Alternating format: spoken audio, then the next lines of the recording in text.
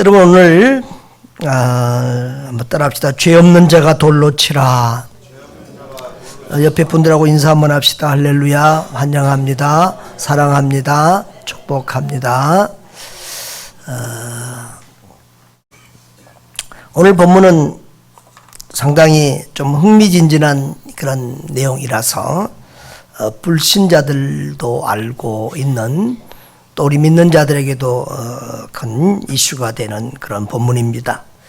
또 그만큼 오해도 많지요. 위와 시작과 끝에 가로가 묶여 있는 것은 성경을 우리가 볼 때 원본은 너무 수천 년 됐기 때문에 원본은 없습니다. 그런데 여러 군데 이렇게 사본이 있는데 어떤 사본에는 이 내용이 있고 어떤 사본에는 이 내용이 없어서 이렇게 표시를 해 놓은 것이다, 이렇게 보면 되겠습니다.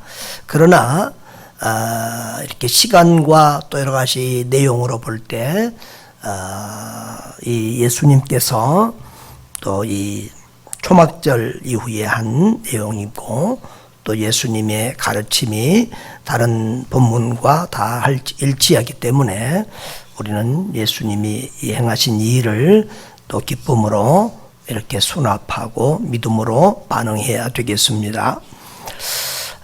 오늘 본문은 예수님이 이제 요한복음 7장에 보면 초막절에 예루살렘에 올라가셔서 활동하신 것이 기록이 되어 있습니다. 초막절 끝 무렵에 이제 사람들이 돌아가고, 근데 예수님은 감람산으로 올라가셨다고 했습니다. 그 감람산에서 기도하시고 또 이슬 맞고 주무시고 하셨을 것입니다. 또 아침 일찍 성전으로 다시 오니까 이 명절 다음이라서 성전에 아직도 사람들이 많이 있었습니다. 예수님은 사람들만 모이면 말씀으로 그들을 가르치셨습니다. 그런데 서기관들과 바리새인들이 음행 중에 잡힌 여자 하나를 끌고 와서 가운데 세우면서 예수님께 이 여자가 이렇게 간음하다가 현장에서 잡혔는데 모세 율법에는 이런 여자를 돌로 쳐서 죽이라고 명했는데 선생님은 어떻게 말하겠습니까? 라고 이렇게 예수님을 추궁하는 거예요. 여러분, 오늘 본문에 보면 여러 종류의 악한 인간들의 모습을 볼 수가 있습니다. 먼저 이렇게 돌에 맞아 죽어야 될 죄인, 간음하다 현장에서 잡혀온 여인을 볼 수 있습니다. 사실 우리나라는 이 간음죄, 간통죄가 또 이렇게 참 폐지되다시피 한 그런 안타까움이 있습니다만은, 구약의 율법에서는 이 남의 아내와 간음하는 자는 둘 다 죽이라고 기록이 되어 있는 큰 죄죠. 레위기 20장 10절에는 누구든지 남의 아내와 간음하는 자, 그의 이웃의 아내와 간음하는 자는 그 간부와 음부를, 남자 여자를 다 죽이라고 했습니다. 신명기 22장 22절에도 어떤 남자가 유부녀와 동침한 것이 드러나거든 그 동침한 남자와 그 여자를 둘 다 죽여 이스라엘 중에서 악을 제할지니라 라고 했습니다. 구약의 율법에 의하면 이 여자는 돌에 맞아 죽어야 마땅할 여자입니다. 그런데 여러분, 죄송하지만 이 여자만 돌에 맞아 죽을 죄인이겠습니까? 여러분, 음행은 육체적인 음행인 것이 아니라 마음의 음행의 죄도 있습니다. 예수님은 마음으로 또 이렇게 여자를 보고 음욕을 품은 자마다 은행하였다고 그렇게 마음의 음행까지도 큰 죄인 것을 말씀하고 있습니다. 또 하나님은 영적인 음행을 더 큰 죄로 여기시지요.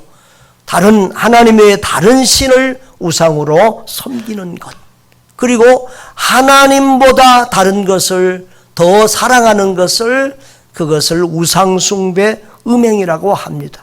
자녀나 부모나 돈이나 세상 부귀영화나 세상 것들을 하나님보다 더 사랑하는 이런 모든 것이 영적인 음행에 해당할 것입니다. 그러므로 우리도 이 여인처럼 돌에 맞아 죽어 마땅한 그런 죄인임을 알 수가 있겠습니다. 그런데 이 여자보다 더 큰 죄인을 성경에서는 말합니다. 자기를 의롭다 여기고 남을 정죄하는 인간입니다. 오늘 본문 10절, 11절에 보면은 그들이 어디 있느냐? 너를 정죄한 자가 없느냐? 그랬습니다. 나도 너를 정죄하지 않는다 했습니다. 이 정죄라는 것은 남을 죄인으로 지목한 것입니다. 여러분, 이 바리새인과 서기관들이 이 여인을 끌고 와서 지금 이 여인의 죄를 묻고 이 여인에게 어떤 형벌을 내려야 되느냐고 예수님을 닥달하고 있습니다. 여러분, 성경에서 예수님이 죄와 죄인들을 대하는 모습을 보면 우리의 상식과는 다른 모습을 자주 볼 수 있습니다. 그 당시에 유대인들이 가장 더럽게 여기는 두 종류의 죄인이 있었습니다. 남자들은 세리입니다. 세리가 뭐 하는 사람이죠? 세금 거두는 사람입니다. 당시 로마의 지배를 받고 있었기 때문에 이 세리들은 자기 동족에게 돈을 거두어서 로마에 바쳤습니다. 또 정직하게 거두면 그것도 좀 나은데 거기다가 플러스 알파를 해서 자기들이 또 갈취를 했기 때문에 아주 악하고 더러운 죄인으로 세리는 죄인의 대표였습니다. 사람들은 그 세리들과 인사도 하지 않고 그 집에 들어가지도 않고 그 집에서 같이 먹거나 교제하지 않습니다. 그런데 예수님은 그 세리들을 받아주시고 세리의 집에 들어가서 교제도 하시고 식사도 하시고 심지어는 세리 중에 마태라고 하는 사람을 당신의 제자로 삼기까지 하셨습니다. 그래서 예수님은 죄인의 친구라는 이런 별명으로 불리면서 이 바리새인과 서기관들에게 미움을 받았습니다. 또 우리 성경에 가끔 창기들 얘기가 나옵니다. 창기들의 모습이 나오는데 예수님은 그 창기들도 정죄하지 않고 용서해 주시고 구원하시는 이런 모습을 가끔 보게 됩니다. 오늘 본문도 그런 비슷한 모습입니다. 자, 여러분,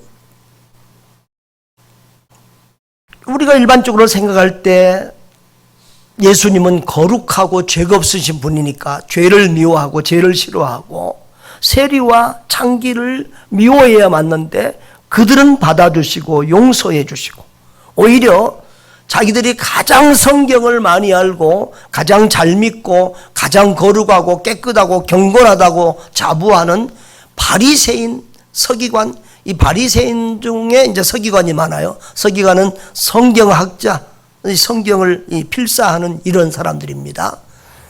그런 바리새인과 제사장 이런 사람들에게는 예수님이 크게 꾸중하시고 또 그들의 죄를 크게 지적하시고 때로는 아주 화 있을진저 저주를 퍼붓기까지 하는 모습을 보게 됩니다. 누가복음 18장에서는 노골적으로 또 바리새인과 세리를 비교하면서 세리의 편을 들어두는 그런 비유도 말씀하십니다. 자, 누가복음 18장에 보면은 자기를 의롭다고 믿고 다른 사람을 멸시하는 자들에 대한 이런 주제로 비유를 말씀하시는 겁니다. 그런데 그 등장인물이 누구예요? 바리새인과 세리예요. 자, 그런데 이 바리새인은 그 세리하고 멀찍이 떨어져서 따로 기도하여 하나님이여 나는 다른 사람들 곧 토색, 불의, 간임 하는 자들과 같지 아니하고 이 세리와도 같지 아니함을 감사하나이다. 성경에서 참 감사한다는 표현이 부정적으로 안 좋게 이렇게 쓰인 특별한 케이스입니다. 자, 그런데 또 자기는 죄가 없다는 거야. 저는 죄인들과는 다른 자기는 깨끗한 사람이라는 거죠. 그러면서 계속 자기 자랑을 합니다. 나는 1회에 2번씩 금식을 하고 11조를 철저히 드리고 있다고 계속 자기 자랑을 늘어놓습니다. 그런데 반대로 세리는 저 구석지 성전 뒤에 서서 어떻게 기도합니까? 자기 가슴을 치면서 감히 눈을 들어 하늘을 쳐다보지도 못하고 다만 가슴을 치며 이르되 하나님이여 불쌍히 여기소서 나는 죄인으로소이다. 한번 따라합시다. 하나님이여 불쌍히 여기소서 나는 죄인으로소이다. 네, 하나님이여 불쌍히 여기소서 나는 죄인으로소이다 라고 이렇게 탄식하며 애통하며 회개했습니다. 그런데 예수님은 그 다음 절에서 누가 의인이라고 인정을 받았다고 말합니까? 바리새인이 아니고 누구요? 세리가 의롭다 인정을 받고 집으로 돌아갔다는 거예요. 그러면서 무릇 자기를 높이는 자는, 나는 죄 없다고 하고 자기를 의롭다 여기고 남을 정죄하는 이런 사람은 오히려 낮아지고, 자기를 낮추고 자기는 죄인이라고 애통하는 사람이 오히려 하늘나라에서는 높아진다고 그렇게 말씀하고 있습니다.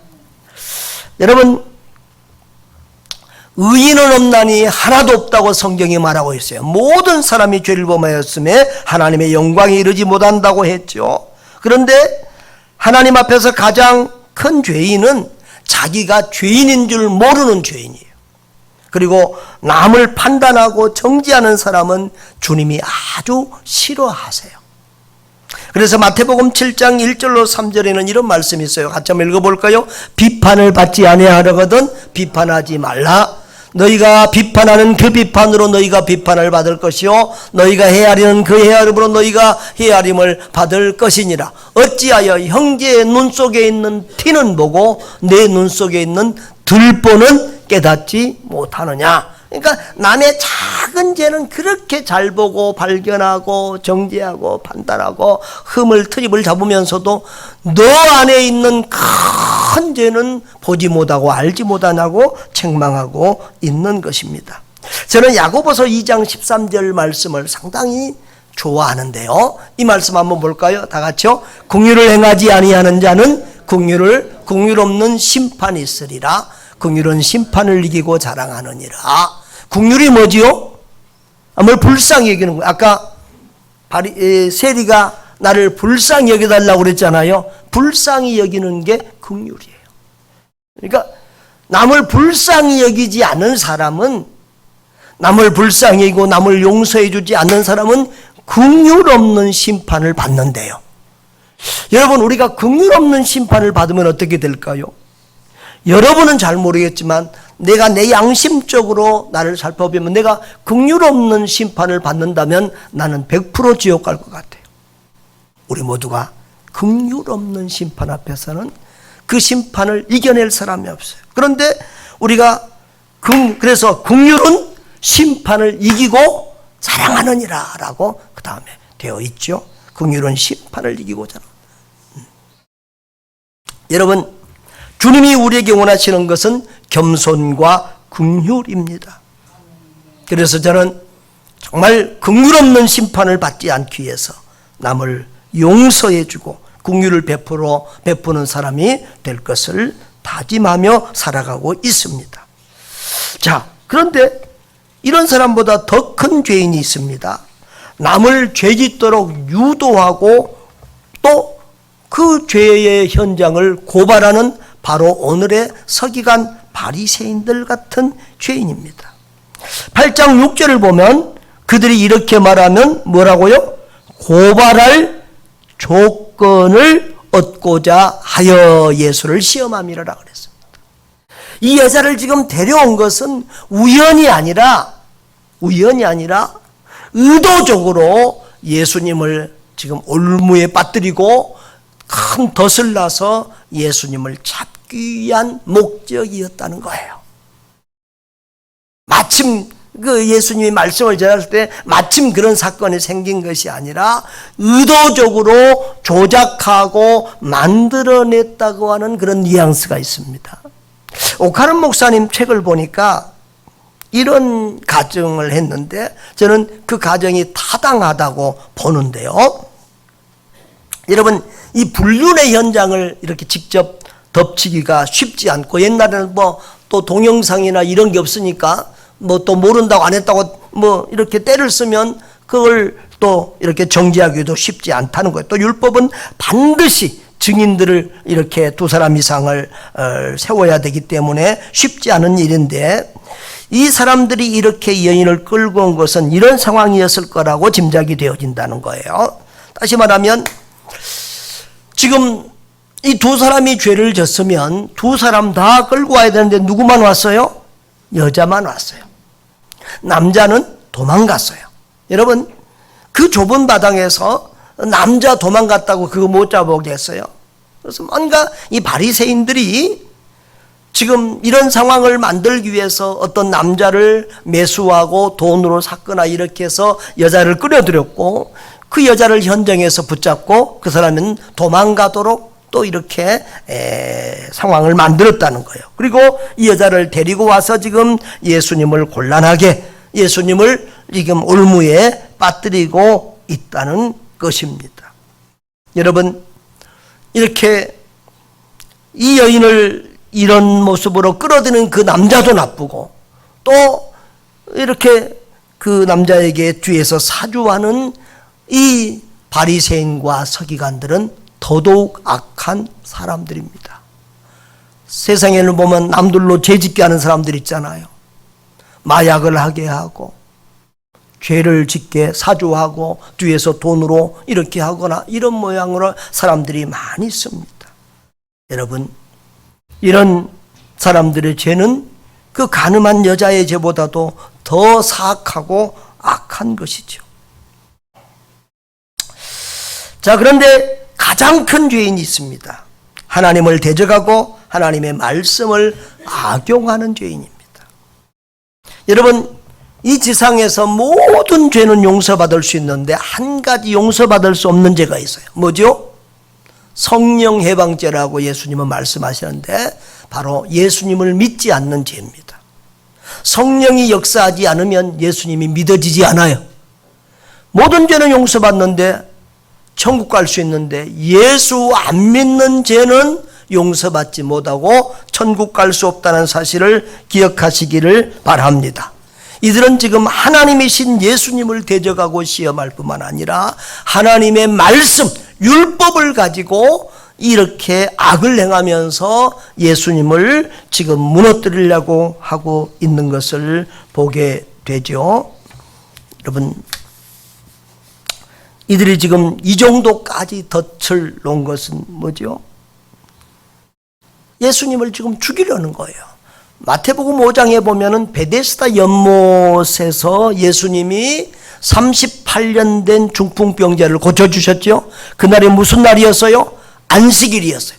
그래서 안식일에 병을 고쳤다고 예수님을 정죄하고 싸우기 시작하는데, 나중에는 예수님이 당신이 하나님의 아들이라고 하니까 또 그것까지 신성모독까지 해서 예수님을 죽이기 위해서 혈안이 됩니다. 그래서 우리 바로 앞에 7장에서도 하인들을 보내서 예수님을 잡아라고 그랬어요. 그런데 그 하인들이 가서 오히려 예수님에게 은혜를 받고, 지금까지 이렇게 말하는 사람은 본 적이 없습니다. 그렇게 잡아오지 않고 오히려 은혜를 받고 오는 거예요. 심지어는 이 바리새인 그 자기들 그룹 중에 니고데모 같은 사람은 예수님을 변호하고 나오니까, 이야, 이제 큰일 났다.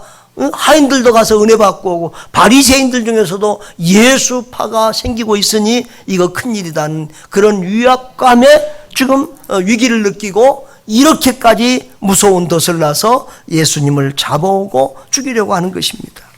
여러분, 이런 상황에 빠진 사람을 딜레마라고 합니다. 예수님은 그 딜레마를 어떻게 이겨내는지 보십시다. 딜레마는 이렇게 해도 걸리고 저렇게 해도 걸리는 거. 그러니까 바둑에서 말하면 외통수 같이 어디로 빠져나갈 길이 없는 그런 상황을 딜레마라고 합니다. 자, 예수님이 이 여인을 돌로 쳐 죽이라고, 율법대로 쳐 죽이라 그러면 어떤 문제가 생길까요? 자, 예수님도 이 여인의 죽음 또 이렇게 살인에 동참하는 경우가 될 것입니다. 그리고 예수님이 지금까지 어떤 삶을 살아왔어요? 이 율법을 가지고 자기들은 죄 지으면서 남을 정죄하고 판단하고 괴롭게 하고 또 어영 종교인들, 그 왕이나 이런 데 붙어서 참 자기들의 부귀영달을 누리는 이런 바리새인과 제사장들, 어영 종교인들 때문에 많은 백성이 고통을 당하고 있었습니다. 예수님은 그 가난하고 연약하고 병든 백성들 편에 서서 그들의 병도 치료해 주시고 그들을 위로해 주시고 그들에게 먹을 것도 때려 주시고 그들의 문제를 해결해 주시고 그들의 죄를 사해 주시는 그런 일들을 하셨습니다. 그런데 이제 오늘 그 반대편에 서서 일을 한다면 어떻게 될까요? 백성들이 다 예수님을 등지고 떠나게 될 것입니다. 자, 그런데 지금까지 이 바리새인들과 서기관들이 이 제사장들이 예수님을 잡아들이지 못한 것은 무엇 때문이었죠? 백성들이 다 예수님을 선지자나 메시아라고 믿고 따랐기 때문에 예수님을 함부로 잡아들이지 못한 거예요. 이 지도자들, 정치인들이 제일 무서워하는 건 뭐죠? 민중이에요, 군중이에요. 그래서 잡아들이지 못했는데 이렇게 예수님이 바리새인의 편에 서는 순간 그들은 군중들은 예수님을 떠나고 이 종교 지도자들은 예수님을 쉽게 잡아들일 수 있게 될 것입니다. 자, 그런데 무조건 용서하라고 하는 것도 문제입니다. 여러분, 유대인들은 특히 이 종교 지도자는 율법을 목숨처럼 여기는데 율법을 어겼다는 죄로서 또 죄를 뒤집어 씌워서 예수님을 괴롭게 하고 죽이려고 할 것입니다. 그러니 이렇게도 저렇게도 빠져나갈 수 없는 이런 딜레마의 상황에 예수님이 놓인 거예요. 그런데 예수님은 당신의 지혜와 권세로 이 딜레마에서 빠져나옵니다. 자, 흥분한 사람들의 감정을 진정시켰어요. 이들이 막 떠들고 지금 막 질문하고 말하는데 예수님이 같이 말로 떠들면은 그 분위기는 더 소란해질 것입니다. 그런데 예수님이 아무 말씀도 하지 않으십니다. 그리고 땅바닥에다 손가락으로 글을 쓰십니다. 그 시간이 상당히 지나갔다고 생각이 됩니다. 군중들이 답답하니까 계속해서 다구칩니다. 그러니까 예수님이 뭐라고 그랬어요? 일어나셔서 한마디 합니다. 너희 중에 죄 없는 자가 먼저 돌로 치라. 그리고 다시 또 몸을 굽혀서 손가락으로 땅에 글씨를 쓰십니다. 그러자 한 사람 두 사람씩 양심의 가책을 느끼고 어른들부터 시작하여 젊이들까지 하나 둘씩 그 자리를 떠나고 예수님과 그 여자만 남았더라 그랬습니다. 여러분, 이 세상에는 남을 정죄할 만한 의인은 아무도 없습니다. 그런데 정말 이악한 서기관들과 바리새인들, 군중들도 일말의 양심이 있어서 이렇게 돌을 내려놓고 그 자리를 떠나간 것을 볼 수 있습니다. 우리 스승님 한 분은 성경 다음으로 중요한 것은 신앙 양심이다. 늘 그런 말씀을 하셨는데요. 그렇습니다. 양심이 있는 사람들은 자기가 죄인이라는 것을 압니다. 여러분, 성령 받으면, 성령 충만함을 입으면 그 양심이 더욱더 민감해집니다. 그래서 사도 바울 같은 사람은 나는 죄인 중에 괴수다 라고 이렇게 고백하기도 했습니다. 여러분, 천국 가는 사람도 죄인이고 지옥 가는 사람도 죄인이라고 지난번에 말씀했죠. 십자가상의 오른편 강도, 왼편 강도, 한편 강도는 천국 가고 한편 강도는 지옥 가는데 둘 다 똑같은 죄인인데 누구는 천국 가고 누구는 지옥 가느냐 이거예요. 여러분, 자기가 죄인인 줄을 모르고 남을 정죄하는 사람은 지옥 가고 자기가 죄인인 것을 깨닫고 회개하고 예수님을 믿은 사람들은 천국 가는 줄 믿습니다. 누가복음 5장 32절에 내가 의인을 부르러 온 것이 아니요 죄인을 불러 회개시키려고 왔다 그랬습니다. 여러분, 죄 중에 제일 큰 죄는 예수님 안 믿는 죄입니다. 누구든지 자기 죄를 고백하고 예수님을 믿으면 구원을 받는 줄 믿습니다. 할렐루야. 자, 마지막으로 십자가와 부활로 예수님은 이 여인의 죄 문제를, 우리의 죄 문제를 해결하십니다. 예수님께서 너를 여자여 너를 고발하던 그들이 어디 있나 너를 정죄한 자가 없느냐. 또 그리고 나도 너를 정죄하지 아니하노니 가서 다시는 죄를 범하지 말라. 따라합시다. 나도 너를 정죄하지 아니하노니 가서 다시는 죄를 범하지 말라. 여러분, 참 예수님까지도 이런 흉악하고 더럽고 분명한 이런 죄된 여인을 쉽게 정죄하지 않았다고 말씀하십니다. 그런 것을 보면 우리가 무슨 법적으로, 나라에서 법적으로 판사나 재판관이, 검사가 죄를 공적으로 하는 것은 그것은 이것하고 다른 문제입니다. 또 교회에서 공적으로 또 시벌하거나 체벌하거나 또 권징하는 것은 또 이것하고는 다른 문제입니다. 그러나 우리가 개인적으로는 남을 정죄할 만한 의인은 없다라고 하는 사실을 기억하시기를 바랍니다. 자, 예수님은 십자가와 부활로 죄 문제를 해결하시는데, 예수님은 이 여인처럼 죄로 말미암아 죽을 수밖에 없는 죄의 싹은 사망이라고 그랬잖아요. 죄의 값은 반드시 치러야 돼요. 죽어야 돼요. 그런데 그 율법 아래에 있는 자들의 죄를 속량하러 오신 분입니다. 갈라디아서 4장 4, 5절을 봅시다. 같이 한번 읽어보겠습니다. 때가 참에 하나님이 그 아들을 보내사 여자에게서 나시게 하시고 율법 아래에 나게 하신 것은 율법 아래에 있는 자들을 속량하시고 우리로 아들의 명분을 얻게 하려 하심이라 라고 했습니다. 이 속량이라는 단어는 죄값을 지불하고 구원하는 것을 말합니다. 예수님이 우리의 죄값을 지불하고 우리를 구원하셔서 우리로 하나님의 아들이 되게 해주신 줄 믿습니다. 그래서 갈라디아서 3장 13절은 이렇게 말씀합니다. 그리스도께서 우리를 위하여 저주를 받은 바 되사 율법의 저주에서 우리를 속량하셨으니 기록된 바 나무에 달린 자마다 저주 아래 있는 자라 하였음이라 했습니다. 예수님이 십자가에 달린 것은 저주를 받은 것입니다. 누구 때문에? 대신? 우리 때문에 대신 죄의 값을 치르느라고 하나님 앞에 형벌을 받은 것입니다. 여러분, 그래서 예수님의 죽음을 대속의 죽음, 남을 대신해서 남의 죄를 속량하기 위해서 대신 죽은 죽음을 대속의 죽음이라고 합니다. 그래서 마가복음 10장 45절에서 보면 다 같이요. 인자가 온 것은 섬김을 받으려 함이 아니라 도리어 섬기려고 자기 목숨을 많은 사람의 대속물로 주려 함이니라. 예수님은 자기 죄 때문에 죽은 것이 아니라 저와 여러분의 죄 때문에 대속물로 십자가에 못 박히신 줄 믿습니다. 여러분, 이 여자는 어떤 면에서 죽었다가 살아난 여자입니다. 지금 돌에 맞아 죽을 상황에서 사시나무 떨듯 벌벌벌 떨면서 지금 그 앞에 있지 않았겠어요? 그런데 지금 사람들이 돌을 내려놓고 떠나니까 참 죽었다 살아난 것 같아요.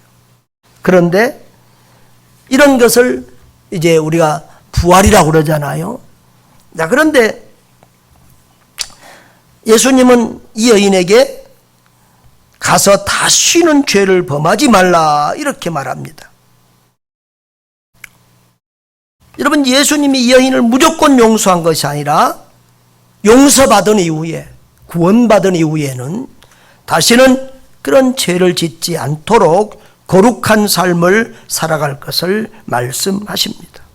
에베소서 2장 8절에도 너희가 그 은혜를 인하여 믿음으로 말미암아 구원을 얻었나니 그렇게 말씀하신 다음에 뭐라고 그랬어요? 너희는 하나님의 선한 일을 하기 위하여 지으심을 받은 자라 그랬어요. 하나님 우리를 선한 일에 사용하시기 위하여 우리를 구원하신 줄 믿습니다. 여러분, 로마서 4장 25절 보면 예수는 우리가 범죄한 것 때문에 내줌이 되고 또한 우리를 의롭다 하기 위하여 살아나셨느니라. 할렐루야. 우리 예수님은 우리가 범죄한 것 때문에 십자가에 이렇게 달리게 됐고 하나님이 공의를 만족시키기 위해서 내놨다는 거, 죽음 하나에. 그리고 우리를 의롭다 하기 위하여 다시 살아나셨다고 했습니다. 여러분, 예수님의 부활은 우리가 죄만 용서받은 자가 아니라 의롭다함을 선언받고 이제 하나님의 은혜 가운데서 의롭게 살아가기 위한 부활이었음을 믿기를 바랍니다. 여러분, 우리는 이제 죄를 이기며 살아가야 합니다. 죄의 종이 되어서는 안 됩니다. 그런데 우리는 연약하잖아요. 우리는 부족하잖아요. 그럼 어떻게 되면 죄를 이기며 살아갈 수가 있을까요? 두 가지 방법만 오늘 말씀드리도록 하겠습니다. 십자가의 은혜를 계속 묵상하는 거예요. 여러분, 우리 죄 때문에, 내 죄 때문에 누가 죽었어요? 예수님이 대신 죽었어요. 우리는 공짜로 죄 용서받고 공짜로 구원받았다고 생각하지만 실제로는 공짜가 아니라 어마어마한 대가. 누가 죽었어요? 하나님의 아들 예수 그리스도가 내 죄 때문에 죽었다는 거예요. 내 대신 죽으셨다는 거예요. 여러분, 이게 고백이 돼야 진짜 그리스도인이에요. 예수님이 내 죄 때문에 죽으셨습니다. 한번 따라합시다. 예수님은 내 죄 때문에 죽으셨습니다. 그것이 자기 마음으로 인격적으로 고백이 돼야 그 사람이 진짜 예수님을 만난 사람이에요.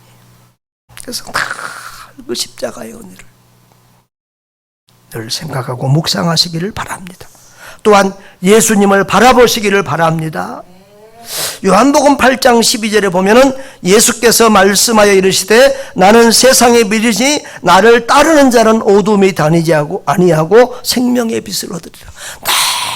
늘 예수님과 함께 예수님을 따라가면 예수님이 거룩하시기 때문에, 예수님이 빛이기 때문에 어두움으로 행하지 않고 죄의 길로 가지 않고 빛된 길로, 의로운 길로 걸어갈 수 있다는 거예요. 아멘. 여러분, 그것을 좀 더 쉽게 생각할 수 있는 본문이 있습니다. 요한복음 히브리서 12장 2절, 제가 아주 좋아하는 말씀이죠. 믿음의 주요 온전케 하시는 이인 누구를 바라보자? 예수를 바라보자. 할렐루야. 다 예수님을 믿고 예수님을 생각하고 예수님을 바라보고 예수님을 가까이 하고 예수님을 따라가고 예수님과 더불어 살아가면, 여러분, 다 예수님을 생각하며 살아가면 우리가 죄를 쉽게 이길 수가 있습니다. 내 힘으로, 내 노력으로 이겨보려고 해도 잘 안 되는 것, 예수님 생각하고 예수님 의지하고 예수님 붙들고 가면 우리가 죄를 이기고 승리하게 될 줄 믿습니다.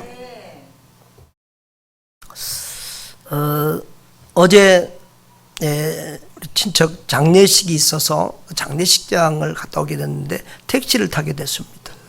그 짧은 시간에 운전사한테 전도하느라고 제가 목사인 것을 밝혔습니다. 그랬더니 어떻게 해서 목사가 되셨어요? 그래요. 제가 학교 다닐 때는 좀 교회를 왔다 갔다 이렇게 했는데 군대 가서 첫 번째 교회 나갔는데 우리 고참 병장이 나한테 교회 다닐 때 사람 보고 다니지 말고, 뭐 보고 다니지 말고? 사람 보고 다니지 말고. 이건 여러분 귀에 닳도록 들었죠? 누구만 보고 다니라고요? 예수님만 보고 다니라고. 그 말을 들었는데 그 말이 내 가슴에 꽉 꽂혔습니다. 그래서 그 이후로 정말 사람 보고 다니지 않고 예수님만 보고 다녔더니 한 번도 신앙의 흔들림이나 방황이 없이 지금까지 다니게 됐고, 그 예수님을 만나고 그 예수님이 너무 좋아서 그 예수를 전하는 목사가 되었습니다 라고 했어요. 그랬더니 이 사람이 그 말이 맞는 것 같습니다. 정말 예수님만 보고 다녀야 될 것 같습니다. 자기도 옛날에 교회 다니다가 지금 안 다니고 있다는 거예요. 그리고 자기 위에 집 사람이 교회 다니는데 너무 시끄러워서 지금 싸움을 몇 번이나 막 대판으로 한 것 같아요. 그 예수 믿는 사람이 왜 그렇게 거짓말을 하냐는 거예요. 막 그렇게 시끄럽고 떠들고 막 찬송가서라고 올라가서 조용 좀 하라고 그러면 우리 뭐 아무것도 안 했다고 그러고 막 그렇게 거짓말을 한다는 거예요. 그래서 아주 막 그렇게 싸웠는데 정말 예수님만 바라봐야 되겠느냐. 그래서 거스름돈도 몇천 원 남았지만 그대로 이렇게 드렸어요. 그래서 아마 내 생각에는 그분이 교회 나갈 것 같은 느낌이 있었어요. 여러분, 누구만 보고 다녀야 된다고요? 예수님만 보고 다녀야 된다. 그래야 시험을 이기고 끝까지 승리하는 믿음의 용사가 될 줄 믿습니다. 예수님만 따라가면, 예수님만 생각하면, 예수님과 동행하면 예수님 안에 새로 된 삶, 변화된 삶, 새로운 피조물이 될 줄 믿습니다. 사랑하는 성도 여러분, 모든 인간은 죄인이지요. 그런데 자기 죄를 모르고 자기는 의로운 척하면서 남의 죄를 정죄하는 사람들은 구원받을 수가 없습니다.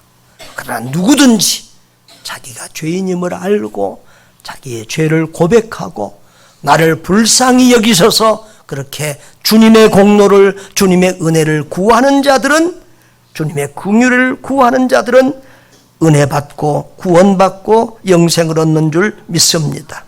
우리는 오직 예수님의 공로로, 예수님이 우리를 불쌍히 여겨주심으로 구원받는 줄 믿습니다. 십자가의 은혜로 죄 문제를 해결받고 부활의 능력으로 새롭게 변화된 삶 살아가시기를 주님의 이름으로 축원합니다.